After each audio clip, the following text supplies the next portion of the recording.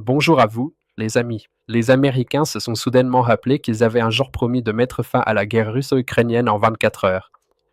Et l'envoyé spécial de Trump, Steve Witkoff, a déclaré que ce ne serait pas une mauvaise idée de le faire à l'exemple de l'Iran et d'Israël. Je pense que lorsque l'on voit l'espoir qui rayonne maintenant à la suite de ce qui s'est passé ici, je crois que cela peut aussi se répandre en Russie et en Ukraine. C'est ce à quoi nous aspirons. Et presque aussitôt, les Russes ont rejeté cette idée.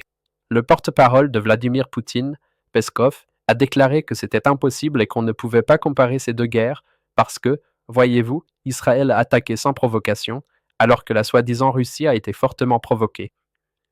De notre point de vue, ce sont des conflits incomparables, par leur nature et par leur caractère.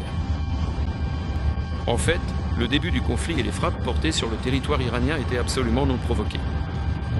À la télévision russe, ils sont allés encore plus loin et ont commencé à se moquer ouvertement de Steve Witkoff. Mais ils y sont habitués. Là-bas, ils se moquent constamment de lui. Et Witkoff continue de croire les Russes. Quel est le message? Soit c'est une incompréhension totale, soit c'est simplement se moquer du bon sens, en espérant qu'avec cette machine de propagande occidentale, on puisse vraiment plonger les gens dans une incompréhension de la réalité. Mais moi, personnellement, je soutiens cette initiative de Witkoff parce que, selon la logique de sa déclaration, l'aviation stratégique américaine devrait bombarder Moscou ou au moins Voronezh. Et ce ne serait pas une mauvaise chose. Nous espérons que les gens regarderont ce qui s'est passé en Iran, et se diront « Vous savez quoi ?» Nous aussi, nous voulons faire partie d'un tel processus de paix. Malheureusement, nous ne pouvons pas compter sur le fait que les Américains exerceront la moindre pression, ne serait-ce que sur la soi-disant Russie, sans même parler de bombardement. Mais Trump essaie encore une fois de faire quelque chose. Le chef de la Turquie, Erdogan, a déclaré qu'il avait parlé avec Trump et que celui-ci avait dit « Si le président russe Poutine vient à Istanbul ou à Ankara pour résoudre le problème, je viendrai à Istanbul ou à Ankara. » Mais cela s'est déjà produit. Je pense que Vladimir Poutine refusera encore une fois. Et puis, de toute façon, les Russes ont des affaires bien plus importantes à régler que la guerre contre l'Ukraine. Ils doivent encore bombarder la Grande-Bretagne. La Russie doit détruire tous les ports et bases navales du Royaume-Uni. J'ai une proposition d'affaires à vous faire, les amis. Les Russes ne pourront bombarder ni l'Ukraine, ni le Royaume-Uni, s'ils n'ont ni bras, ni jambes, ni même leur tête vide. Et pour que cela devienne réalité, soutenez Rusorise. Il y a des choses qu'on ne voit même pas avec des drones. Par exemple, votre soutien, il est présent dans chaque vol, dans chaque cible détruite. Vous n'avez pas seulement fait un don, vous nous avez donné de l'énergie, à nous et aux drones. Les coordonnées bancaires, comme toujours, sont dans la description de cette vidéo, d'autant plus que nous recevons de plus en plus de nouvelles demandes, et il y a aussi quelques bonnes nouvelles concernant la lutte contre les Shahed. Mais pour l'instant, je ne vais pas donner de détails publiquement. Bref, envoyez 2 hryvnies à chacun. Et si vous n'êtes toujours pas abonné à ma chaîne, abonnez-vous absolument. Dès maintenant, hier, le ministre des Affaires étrangères de la soi-disant Fédération de Russie, Sergueï Lavrov, a tiré la sonnette d'alarme, car pour la soi-disant Russie, vous n'allez pas le croire, il y a de nouveau une menace. Je pense qu'il y a bien sûr une menace. La menace, s'aggrave. Et cette menace, Et cette menace a commencé après le nouveau sommet de l'OTAN, ce même sommet absolument ridicule, insignifiant, inutile. Nous voyons que c'est, sans doute, probablement le sommet de l'OTAN le plus raté. De mon point de vue personnel, ce n'était pas seulement un sommet atypique et inhabituel, mais je dirais même un sommet véritablement tragicomique et tout à fait digne d'une blague de très mauvais goût. Le sommet a été complètement raté, on pourrait même ne pas y prêter attention du tout. Mais les Russes se sont quand même inquiétés du fait que les alliés de l'OTAN allaient augmenter le financement de la défense jusqu'à 5% du PIB. C'est pourquoi, bien sûr, cette course aux armements mérite une attention sérieuse. Je rappelle qu'une partie de ces fonds, selon la décision de l'OTAN, sera destinée à l'aide à l'Ukraine. Et les Russes préparent déjà une riposte. Pour commencer, contre la Grande-Bretagne. Nous devons complètement priver le Royaume-Uni d'accès à la mer. La Russie doit détruire tous les ports et bases navales du Royaume-Uni. Ne demandez pas pourquoi, en réponse à la décision de l'OTAN, les Russes ont décidé de s'en prendre précisément au Royaume-Uni. D'ailleurs, ils ne la menacent pas, ils ne l'ont jamais menacée. Tout cela a été inventé par quelqu'un. Les menaces sont extrêmement exagérées. Elles, sortent de nulle part. Blague à part, parlons sérieusement. Les Russes ne seraient vraiment pas contre le fait de déclencher encore une ou deux guerres contre l'un des pays européens ou contre le Royaume-Uni. Mais il y a certains facteurs qui les retiennent, et le principal, c'est la guerre russo-ukrainienne.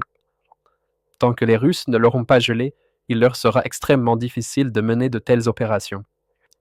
Les Russes ont besoin de ce gel afin de libérer des ressources et d'améliorer l'état de l'économie russe, qui rencontre de plus en plus de problèmes. Nous avons déjà discuté avec vous de l'état de l'économie russe et de ses principaux problèmes, ainsi que de la déclaration du ministre de l'économie de la soi-disant Russie, où il a indiqué que l'économie russe se dirigeait vers la récession. Mais hier, on a appris l'existence d'un autre problème sérieux.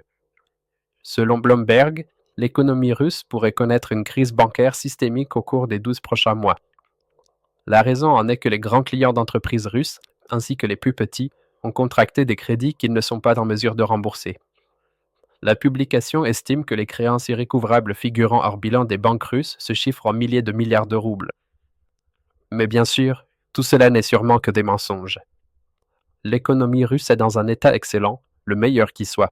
Après tout, Skabeva n'aurait jamais pu mentir. Le rouble se renforce et le taux de croissance du PIB dépasse celui des pays européens. Skabeva sait sûrement mieux que les principaux économistes russes, qui ont noté que l'économie russe a commencé à se contracter de 0,6% en un trimestre. Et c'est la première fois depuis le début de l'invasion à grande échelle. Pendant ce temps, Vladimir Poutine vit dans sa propre réalité parallèle. Dans cette réalité, tout est en croissance pour lui. La production industrielle a également augmenté. L'agriculture, 26. C'est l'un des meilleurs indicateurs au monde à ce jour. Mais en réalité, l'industrie agricole dans la soi-disant Russie est morte. Et ce n'est pas moi qui le dis. Ce sont les fabricants de machines agricoles eux-mêmes qui le disent. Et le rythme d'assemblage des tracteurs, notre fierté de la construction de tracteurs national à l'usine de Kirov, a chuté de moitié, voire plus, et les commandes ont baissé, peu, pas de 5%, ni de 10%, mais en fait de 30%. Si l'on examine l'économie russe par secteur, on peut observer une tendance assez intéressante. Les secteurs civils de l'économie russe se contractent, mais ceux qui sont liés à l'industrie militaire sont en croissance. Le problème pour les Russes, c'est que l'industrie militaire n'apporte pratiquement aucune valeur ajoutée, et dans l'ensemble, les indicateurs macroéconomiques se détériorent. Et il commence à licencier massivement des gens, parfois dans un endroit, il prévoit de licencier 2000 personnes, ailleurs 4000, dans de grandes entreprises. Cela est également fortement influencé par la pénurie de main-d'œuvre, car de nombreux Russes sont partis, beaucoup sont morts ou sont en train de mourir dans la guerre contre l'Ukraine. Et la Fédération de Russie a peur d'attirer de nouveaux migrants. Donc, il n'y a plus de gens dans le pays.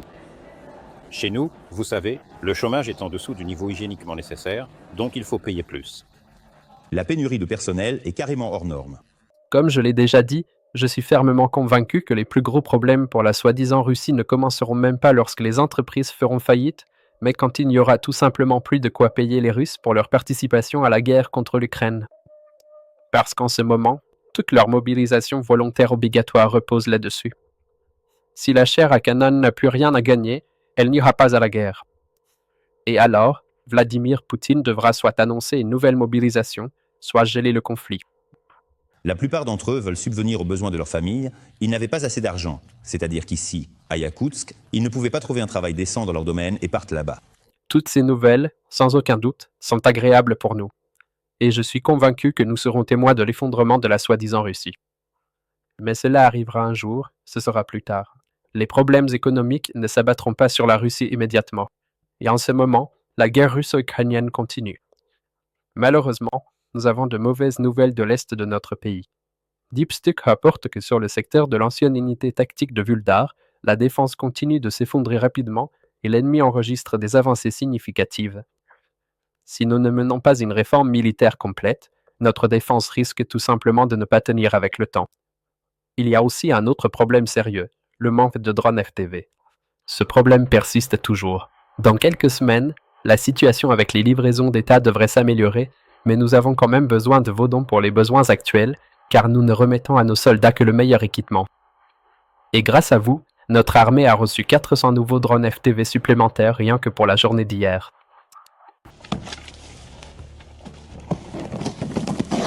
Je vous souhaite une bonne santé. Nous, les combattants du BAC, Griffon 501, tenons à exprimer notre gratitude à M. Sternenko et à toute sa communauté pour les 50 drones reçus. Il y a des choses qu'on ne voit même pas avec des drones. Par exemple, votre soutien, il est présent à chaque vol, dans chaque cible détruite. Vous n'avez pas seulement fait des dons, vous nous avez donné de l'énergie à nous et aux drones. Vous nous avez donné des yeux quand il fallait voir. Vous nous avez donné de la force quand il fallait agir. Et grâce à vous, nous travaillons avec une précision parfaite. Gloire à l'Ukraine. Gloire aux héros. Nous sommes la 44e brigade, le 1er bataillon méca, mécanisé. Et notre unité, Oiseau Furieux. Merci à la communauté de Sternenko pour les drones qu'elle nous a fournis, qui nous aideront à détruire l'ennemi sur le front de Donetsk. Gloire à l'Ukraine. Messieurs, je vous souhaite à tous de tenir bon. Nous sommes les combattants de la 104e brigade, 61e bataillon, peloton bas. Nous voulons remercier la communauté de Sternenko, ainsi que Sergueï Sternenko lui-même pour les 50 russoriseurs qui nous ont fournis. Faites un don pour un russoriseur, soutenez les forces armées ukrainiennes et gloire à l'Ukraine. Gloire aux héros. Nous vous souhaitons la santé. Nous, les combattants du 23e bataillon de tirailleurs indépendants, remercions Sergueï Sternenko et sa communauté pour les drones fournis. Nous ne nous lassons pas de répéter nos remerciements pour vos bonnes actions. Nous voulons aussi dire que le 23e ne cesse pas non plus, même une minute, de faire de bonnes actions. Nous détruisons les Ruskov. Alors, ensemble jusqu'à la victoire. Gloire à l'Ukraine. Gloire aux héros. Les amis, à l'heure actuelle, 124 unités différentes attendent les livraisons de drones kamikazes de la part de notre communauté. Nous n'avons pas le droit de laisser tomber nos soldats, c'est pourquoi je vous demande de continuer à soutenir les forces de sécurité et de défense de l'Ukraine.